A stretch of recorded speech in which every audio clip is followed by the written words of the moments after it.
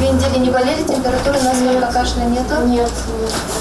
Заложенность носа, боль в горле и голове, слезоточивость, вялость, температура. С симптомами ОРВИ только за минувшую 7-дневку в больнице республики обратилось более 4600 человек. И это при том, что большого подъема еще нет. Пик заболеваемости впереди. И единственным действенным способом максимально обезопасить себя от гриппа и его осложнений остается вакцина. В центральной поликлинике Сыктывкара, например, прививку делают около 450 пациентов в день. Очень много сейчас людей, которые имеют какие-то хронические заболевания. То есть бронхиальная астма, хронический бронхит и так далее. И вот именно таким людям в первую очередь надо прививаться, чтобы избежать осложнений и обострений своих хронических заболеваний.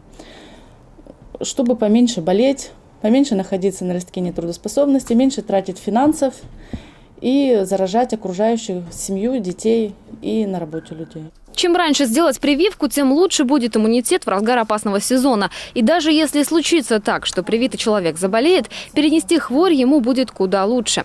Главный довод непрививающихся людей, их, к слову, с каждым годом все меньше, возможность заразиться гриппом все равно остается. Мол, сделали прививку от одного штамма вируса, подхватили другой. Во-первых, в вакцине несколько штаммов всегда собирают вируса гриппа. Во-вторых, сейчас в современных вакцинах идут иммуностимуляторы, препараты, которые поднимают иммунитет.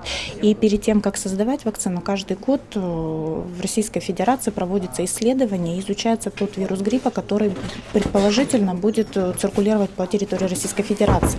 И вакцина уже непосредственно формируется, исходя из этих данных, и в вакцину включают те штаммы вируса, которые предположительно будут вызывать грипп в этом году.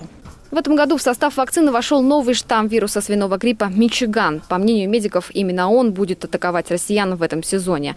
Возможность привиться сегодня есть абсолютно у всех. Достаточно обратиться в прививочный кабинет или к участковому врачу своей поликлиники.